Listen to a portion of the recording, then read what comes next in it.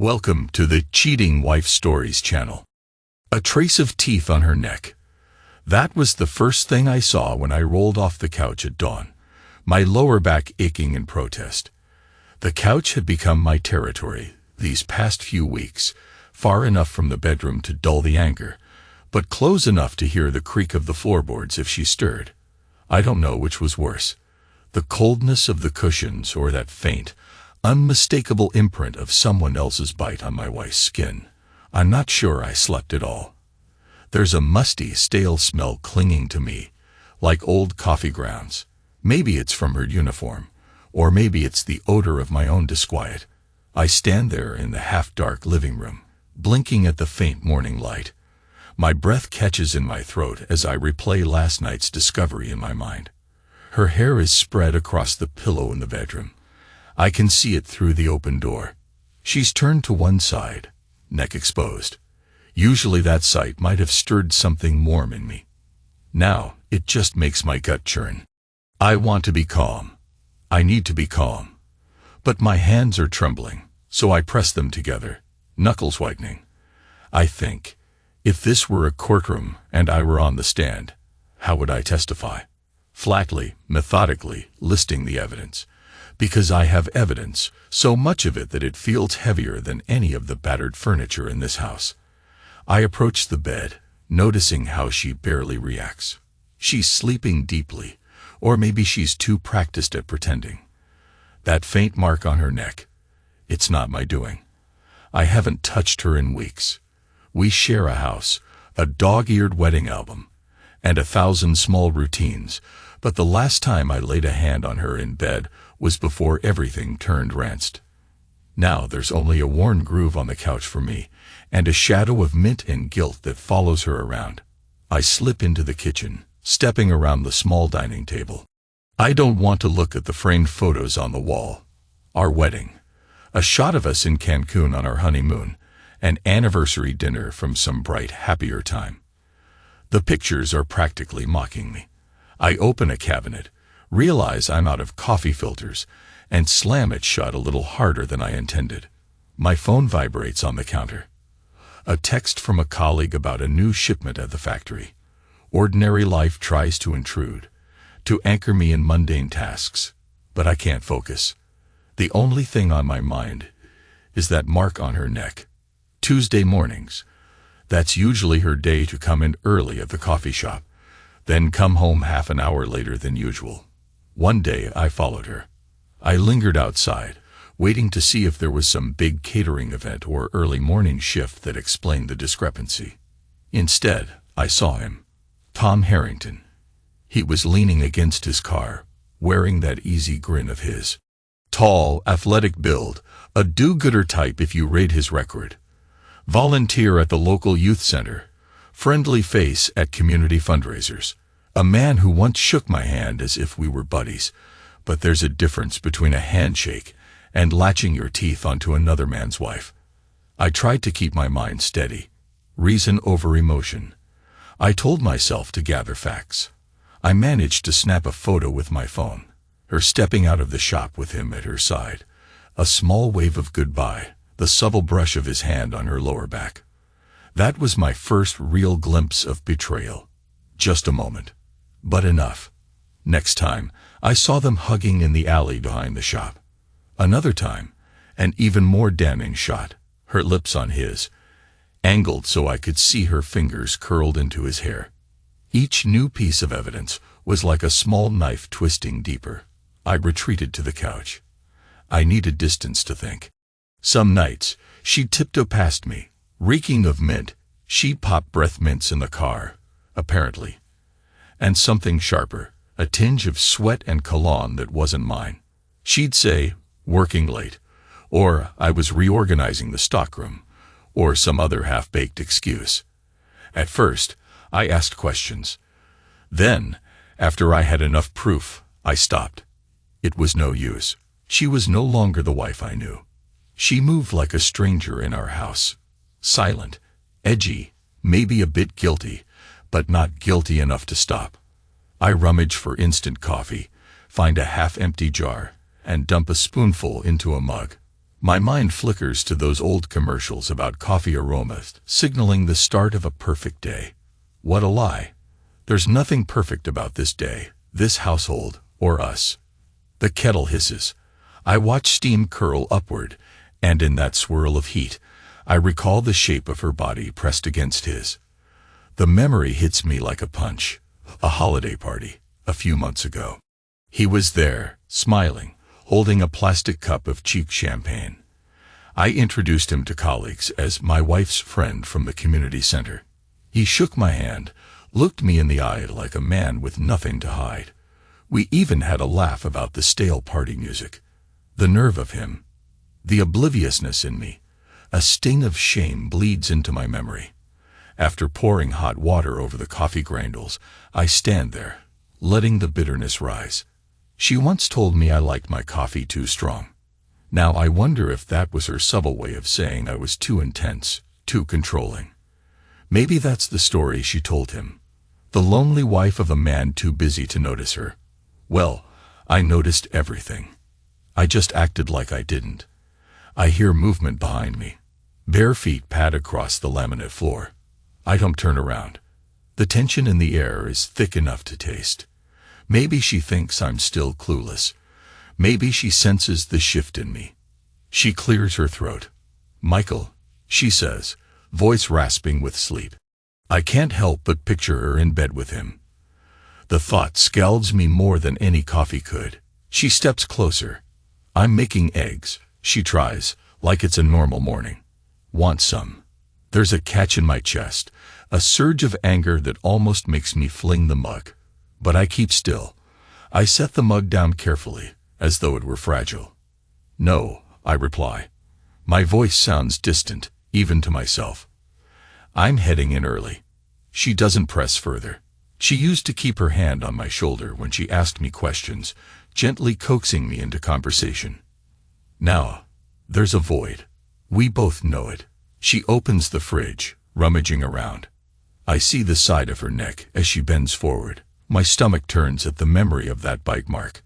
She must have tried to cover it with makeup. I can still faintly see the purplish imprint. She hasn't realized how it gives everything away. I leave for work half an hour earlier than usual, driving on autopilot, a sense of dread trailing me like a shadow. It's not about losing her love. That's already gone. It's about the humiliation, the betrayal, the way her cold detachment has chipped away at my pride. You might think a man in this situation would explode, shouting, slamming doors, driving off in the night. But I found a different path, a quiet, methodical path. I gather evidence, I plan, I wait. At the factory, my coworkers sense I'm on edge. I wave off their questions and bury myself in daily tasks. Shipping schedules, email confirmations, inventory counts. Somewhere in the back of my mind, I recall my father's funeral. He died too young, at 59, from a heart attack. We'd been distant near the end, me in Colorado and him back in Chicago. There's a lingering regret that I couldn't do more for him, or even for my mother after he passed. Now she's gone too. Samantha cried at my mother's grave, ironically, as though it pained her deeply. Perhaps she can still turn on tears when she needs sympathy. She never let me see them often, though. She shut me out in subtle ways, so maybe we both drifted. Maybe that's how Tom slipped between us. In my lunch break, I skipped the cafeteria. Instead, I scroll through saved photos on my phone. Pictures of her and Tom. I have a video, too, grainy footage from my phone when I followed them at the mall. They were in the parking lot, locked in an embrace. No question about it. He pressed her against the side of his car, and her hand slid around his waist. I had to stop recording because my hands were shaking too hard. That's where the real humiliation set in. I was trembling, but they looked so calm in their stolen moment. She never glances around in fear, never acts like she's ashamed. She thinks she's safe, safe from consequences, from my knowledge, from everything. It's near the end of the shift when I decide I'm done playing the clueless husband in front of the world. I make a call to the bank, verifying the changes to our joint account. I've closed them all, leaving only a decoy account with a trivial balance. I started that process after the holiday party, once I recognized Harrington's face in a set of volunteer photos. Next, I called our real estate contact to finalize the paperwork transferring ownership of the house solely to me, using a legal counsel who owed me a favor. Quiet, cold steps. She might discover it when it's too late. Part of me regrets these measures, but I know they're necessary if I'm to survive what's coming. Back home, I park in the driveway behind her little hatchback. I see her silhouette in the kitchen window, rummaging in the cupboards. She must have come home before me, which is unusual for a Tuesday. My blood chills. Is Tom inside? Did they meet here while I was at work? I open the front door slowly. The living room is tidy. Vacuum tracks on the rug. The couch is still there. My usual bed these days, a rumpled blanket tossed over the back. I step in, unsure whether to find her alone or with him. But it's just her, flustered and half-focused, rummaging through the kitchen drawers. She looks up when I enter, as if startled. "Oh hey," she says, forcing a shaky smile. "I'm making dinner. Thought we could talk." I set my keys on the counter, quietly. "About what?" Her eyes flick away, then back to me. "Us. Michael, I know something's been wrong. You've been so distant." She licks her lips nervously. I wonder if she's rehearsed a script. I feel like I've lost you." She's trying to paint me as the absent one. The nerve. I want to bark out a bitter laugh, but I keep a lid on it. "You lost me," I echo, leaning against the kitchen doorway, arms folded across my chest. Her voice trembles. "We haven't touched in weeks. You barely look at me. You're sleeping on the couch. I don't know how we got here." Those words, dripping with hypocrisy, nearly set me off.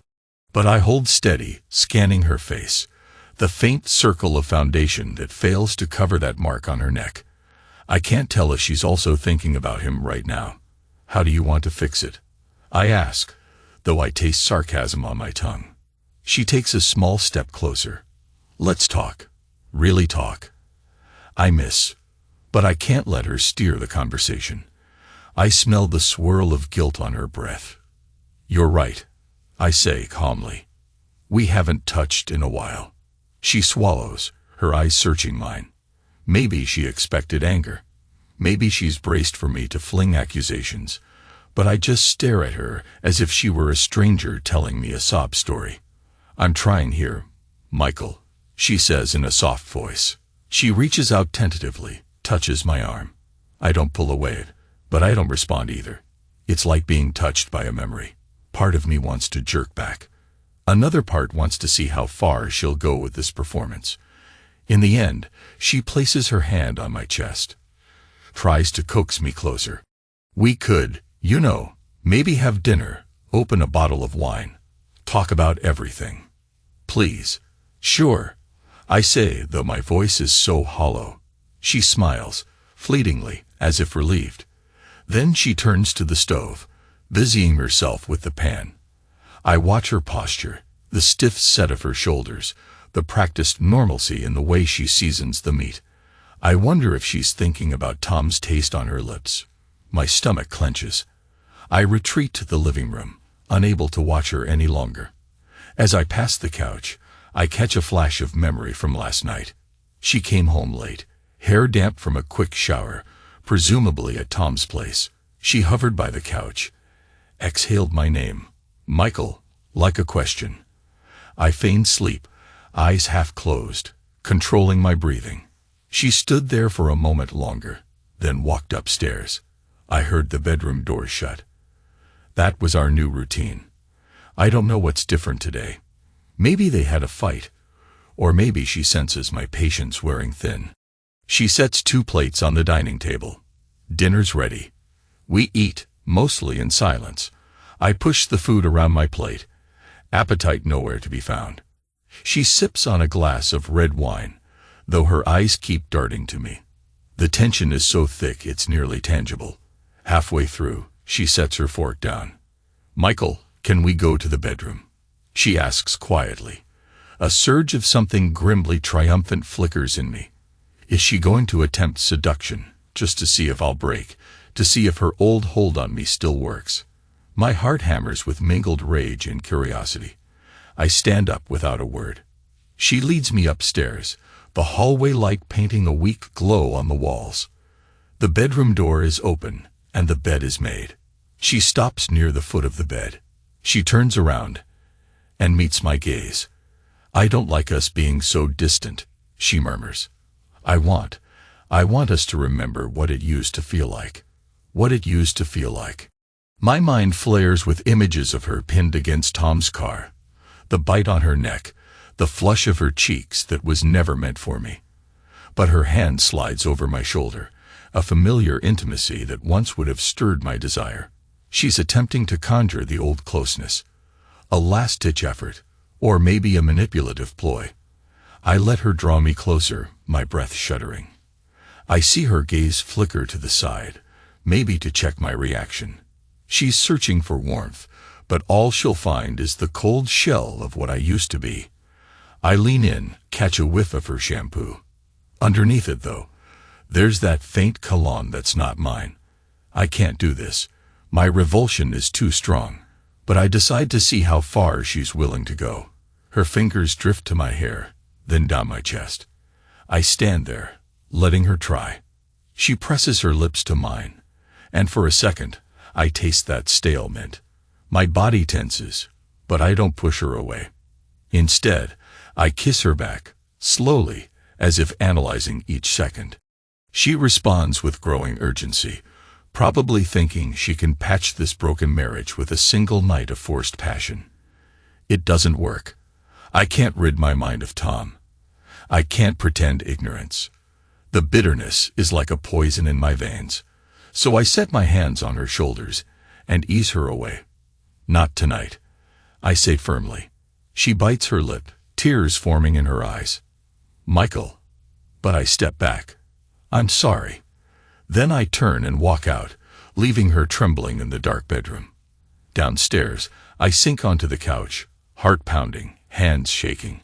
My mother used to say, "If you're not ready to talk, you're not ready to heal." But I don't want healing. I want retribution. And I'm patient enough to wait for the perfect time. That night, I drift into a restless sleep, haunted by flashbacks. Samantha leaning against the coffee shop counter, her back turned to me while Tom approaches her with that easy stride. The holiday party. The cheap champagne, the forced laughter, Tom's handshake. Her grin as she stands in some hushed alley, phone in hand, texting him. The moment I discovered the bite mark on her neck, undeniable proof she let him get so intimate, so feral. I jolt awake at 3 a.m., drenched in sweat. For a moment, I forget where I am, momentarily disoriented until the glow of the street lamp filtering through the curtains reminds me I'm on the couch. My heart feels like it's pounding in my throat. I close my eyes and exhale slowly, willing myself to find calm. I remind myself that I have the advantage. She thinks I'm ignorant, or at least uncertain. She doesn't realize how many traps I've set. The next morning, I'm stiff from sleeping in my usual corner of the couch. She's in the kitchen, rummaging for cereal. I grab my jacket and keys. "I'll see you tonight," she ventures, but I don't respond. The front door clicks shut behind me. On the drive to work, I reflect on my plan. I've closed joint accounts, transferred titles, prepared backup documents. Everything is lined up so that when I finally pull the trigger, figuratively speaking, she won't have a penny or a legal route to save herself. She thought she'd found a new life, a new man. Let's see how that works when she has no home, no stable income, and the rumor mill is swirling. Because once I expose her affair publicly, if I decide to, I'll watch everything she values crumble. Some might call that cruel. But you can't know the depths of betrayal until you've lived it. It's not just the cheating. It's the silent dismissal, the months of lying, the condescending illusions. She still conjures tears at my mother's grave for pity, but she has no pity for me. Work is a blur. By lunchtime, I'm sitting in my car, phone in hand, considering if I should text Tom from a burner number. Toy with him. Lure him somewhere. But that might be too obvious. My revenge can't be reckless. It has to be thorough, unstoppable, and final. As I'm flipping through my phone, a name pops up on the screen. A colleague from accounting, who I'd asked for help with discreet financial moves. I answer, confirming everything's set. My nest egg is secured in a private account. Samantha's name is nowhere near it. There's a certain bleak satisfaction in ensuring she won't touch my hard-earned money ever again. I skip dinner with her. I make some excuse about working late. Instead, I park across the street from the coffee shop. The lights are off by the time I arrive, but a single car lingers in the lot. Tom's, I assume. I wait, engine idling, my breath a little unsteady. A shape moves inside the shop, near the glass window. Two silhouettes. It doesn't take a genius to guess what's going on. The door opens, and they step out. I see Samantha fling her arms around him and lean up for a kiss. He cups her face. The intimacy is raw, searing my eyes. I want to snap a photo, but I already have enough.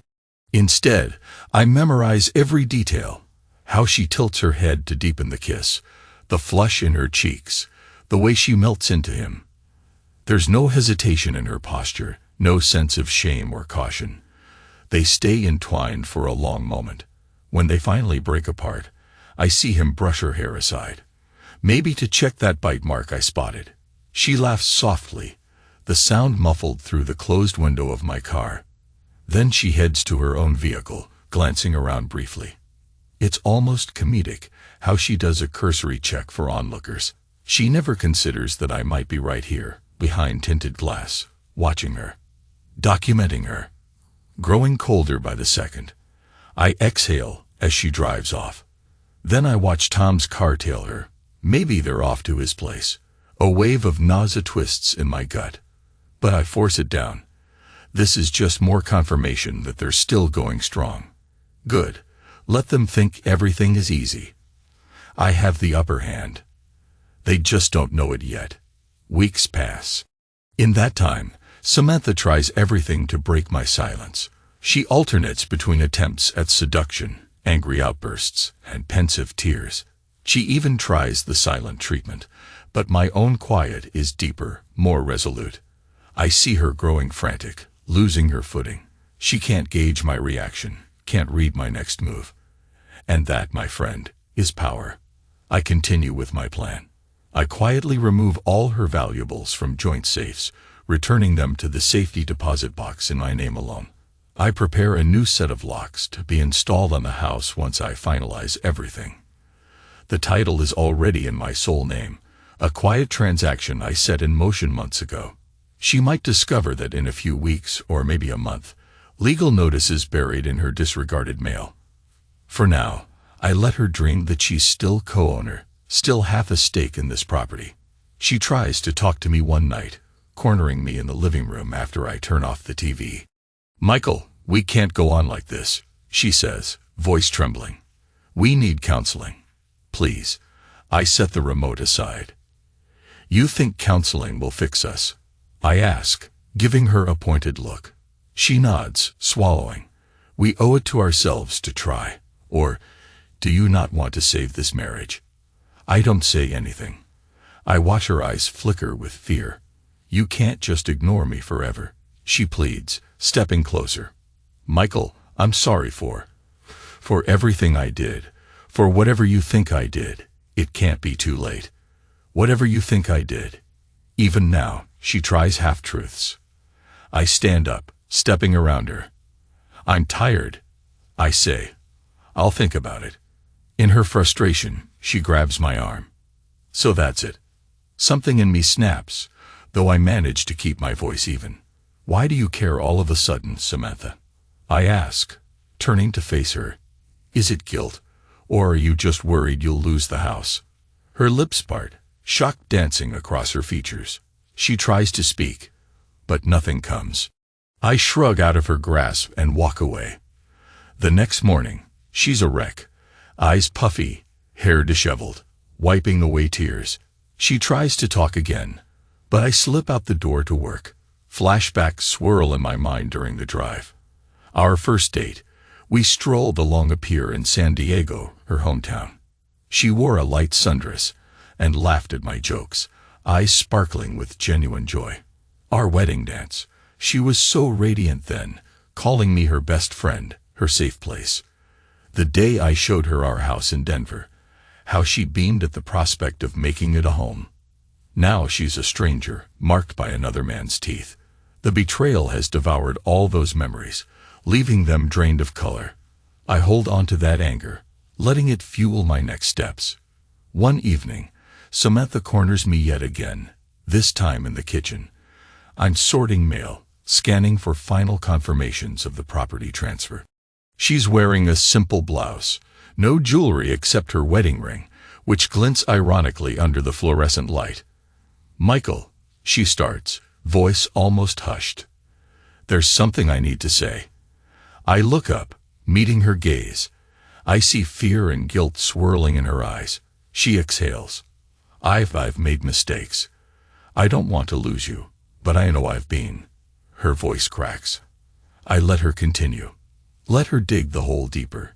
She clutches the edge of the counter, knuckles white. "I was lonely, and I turned to someone else for comfort," she admits. "But it didn't mean anything compared to what we have. I'm so sorry." I note how she calls it comfort, as if it were just an emotional slip. She doesn't name him. She can't bring herself to say Tom's name in front of me. I wonder if she thinks I'm clueless about the extent of it, or maybe she senses the depth of my knowledge. "You're sorry," I echo.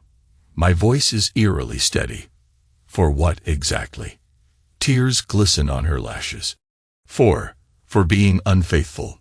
For betraying us. It was a moment of weakness. A lie. It's been going on for months. But I let her call it a moment. I need you to know I regret it. And I'll do anything to fix this. Please." I stare at her. In my mind, I picture her locking lips with Tom, arching her neck to his teeth. "Okay," I say quietly. She blinks, uncertain. "Okay, what?" "I forgive you," I murmur. Then I step forward and lightly kiss her cheek. There's a cynical voice in my head screaming at the hypocrisy, but outwardly, I maintain composure. She starts sobbing, pressing her face into my chest, arms around my waist. A wave of relief seems to surge through her. "Thank you," she chokes out. I promise I'll never do anything like that again. Maybe we can start over." I nod slowly, letting my hand rest on her back. She's trembling. Or maybe I am. "We'll start over," I echo with that same hollow tone. If she only knew.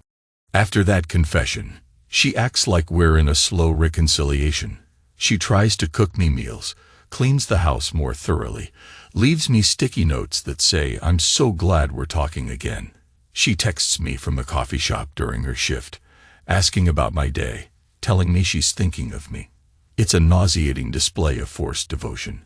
She doesn't realize that each day I'm removing another piece of her life from under her. She also doesn't realize I'm quietly sabotaging her coffee shop position. I made a discreet call to the owner, someone I met through a business connection, dropping hints about possible irregularities in the shop's finances.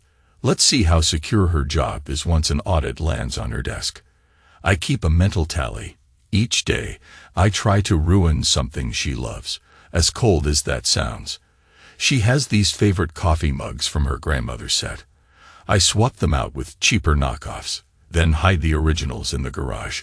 She notices them missing, rummages the cupboards, frowns in confusion, but never suspects me. She can't find her special fleece blanket that she curls up with on chilly nights. That goes into a bin in the attic. Small annoyances. Constant. Untraceable.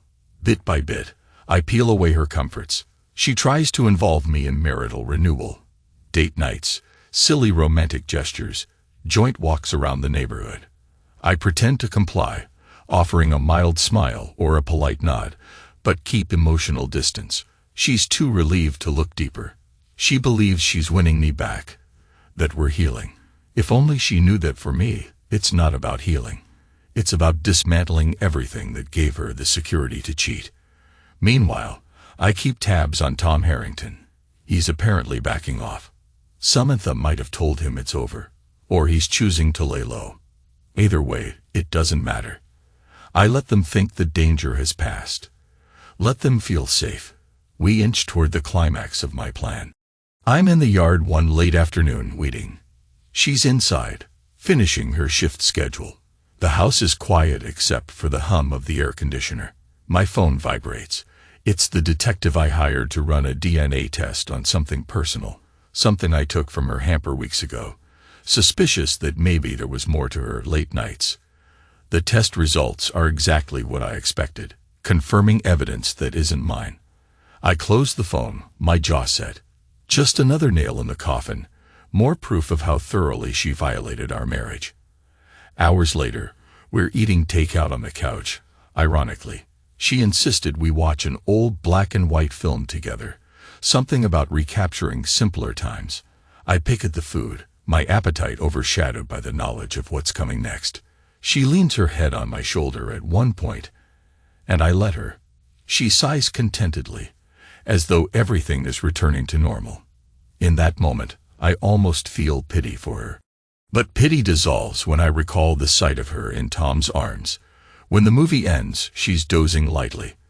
I slip away, heading upstairs. I lock myself in my small home office, turning on a single lamp. A folder sits on the desk. Financial documents, texts, photos, transcripts, everything. If I laid it all out in a court of law, she'd be finished. Tom too, for that matter. But I don't plan to take it that far. Ruin is enough for me. I gather them, place them in an envelope, and slide it into a drawer. Then I turn off the lamp, the darkness swallowing me whole. The next day, I get home from work earlier than usual. She's out, presumably running errands or meeting friends. I walk through the house, checking each room. It's silent, empty. I head upstairs to the bedroom and open the closet. There I methodically remove items of hers, favorite dresses, shoes, personal mementos. I place them into boxes. Not all of them, just enough to make the closet look suspiciously light. I label the boxes with a black marker and carry them to the garage. Standing among the half-packed boxes, I let out a long breath. A strange calm washes over me. This is it. The end is near. I hear her car pull into the driveway. The door opens and closes downstairs. Her footsteps approach the garage entrance.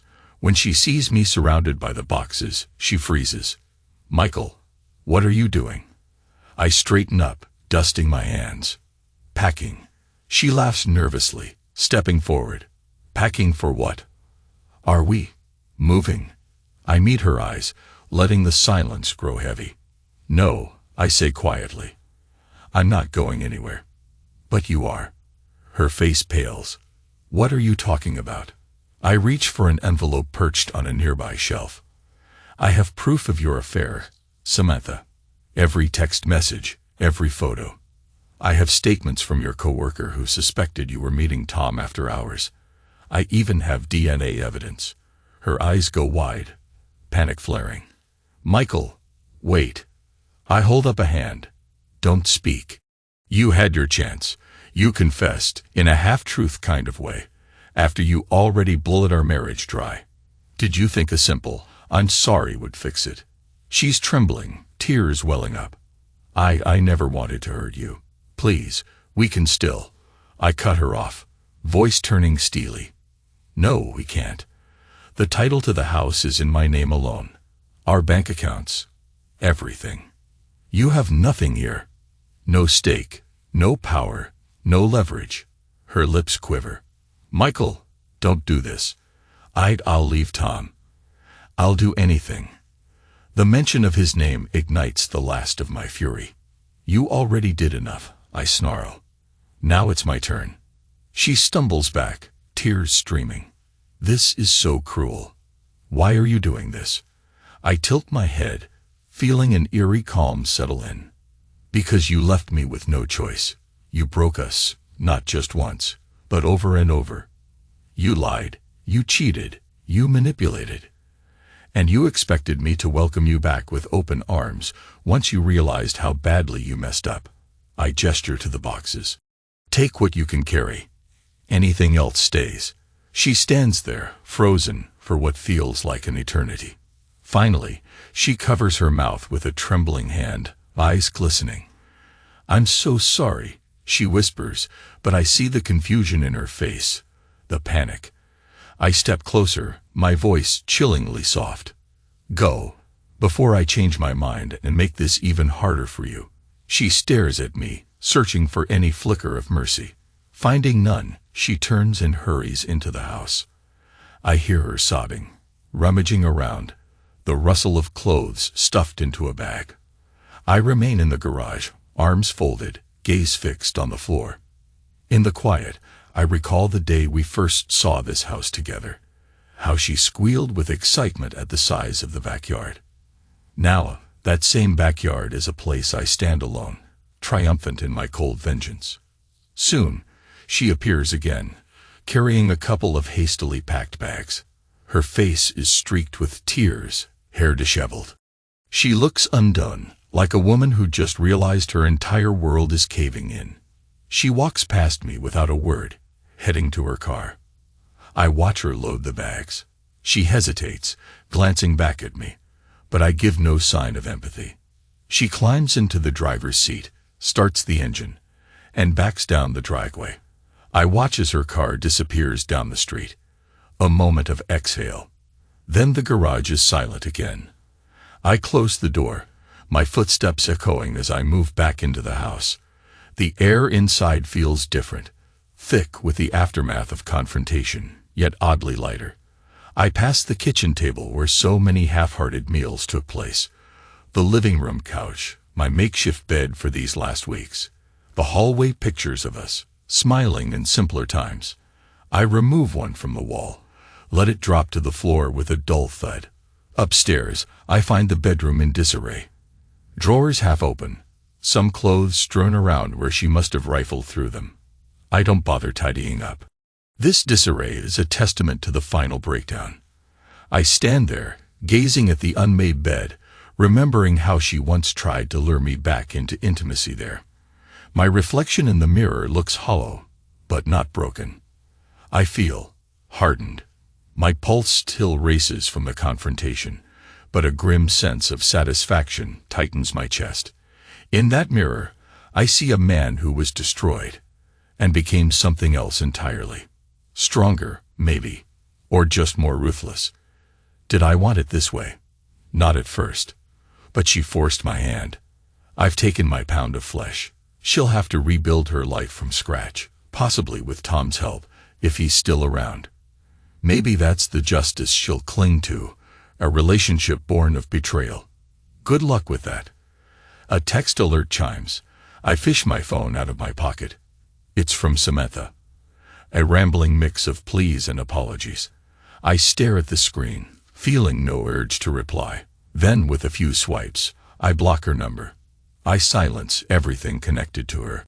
This is my final statement, my last act. Days will pass. She'll realize how comprehensive my plan was. The locked accounts, the title transfer, the sabotage at her workplace. She'll rage, cry, maybe try to fight back legally. But I've covered my bases. This is a no-exit trap, rigged months ago. She had every chance to come clean, to salvage my respect. Instead, she kept lying, kept playing me for a fool. I head downstairs to the living room again. The couch is still there, but I don't need to sleep on it anymore. I glance at it with a faint sneer. That battered piece of furniture witnessed my worst nights. Now I can finally reclaim my own bed, not because I'm at peace, but because the enemy within these walls is gone. I flick on the TV, searching for white noise to drown out my own thoughts. An old Western film comes on, full of gunfights and dusty roads. I sink into my usual recliner, letting the film's grit overshadow the echo of her sobs. A man in the movie shoots his rival down in cold blood. Justice served. The final showdown. It resonates with me.